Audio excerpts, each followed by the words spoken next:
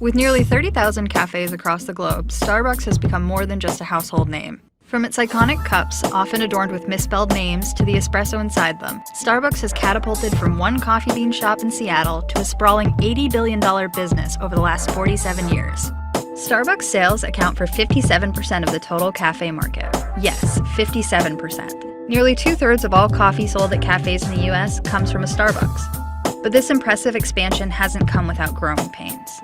With more than 14,000 locations in the US alone, Starbucks has spread itself too thin. Having too many stores has led to fewer transactions at individual stores. To compensate, the company has raised prices. But doing this too quickly or too often can drive customers away. So how did this happen? And what's a coffee giant to do about it?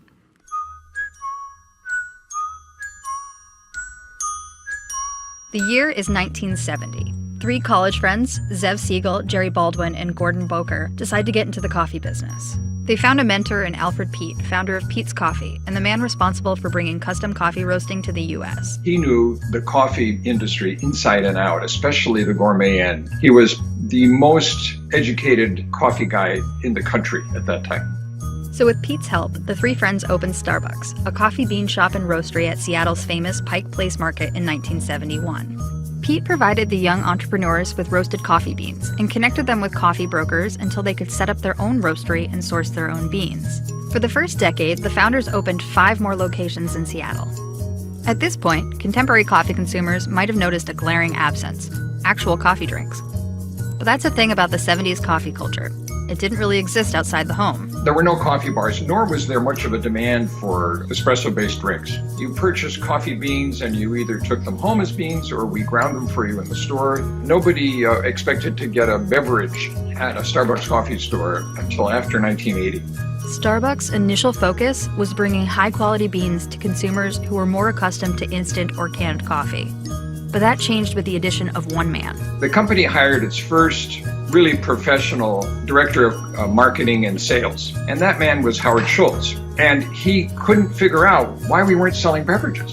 In 1983, Schultz travels to Italy and returns with an idea: turn the coffee bean stores into cafes. Starbucks served its first latte the next year. The experiment was a success, and 4 years later, Schultz partnered with investors and bought Starbucks for $3.8 million. He was only 34 at the time. Schultz pursued a strategy of aggressive expansion. By the time the company went public in 1992, it had 165 stores. By 1996, it had opened more than 1,000 locations, including its first international cafes in Japan and Singapore. Growth was so rapid that just 3 years later, Starbucks opened its 2,000th location. Once they found a business model that worked, that translated to other geographies, that gave them the opportunity to really accelerate growth, really put the pedal to the metal in terms of expanding across the globe. Schultz switched from CEO to executive chairman in 2000, at which time Starbucks operated 3,500 stores in more than a dozen countries. Between 2000 and 2007, the number of Starbucks cafes more than quadrupled, from 3,500 to over 15,000. During this period, the company opened an average of 1,500 stores every year, including 2,500 in 2007 alone. Sales shot up from $2 billion to $9.4 billion. Consumers were increasingly ditching their kitchen mugs for these iconic paper-to-go cups. But then Starbucks hit a wall. The 2007 financial crash.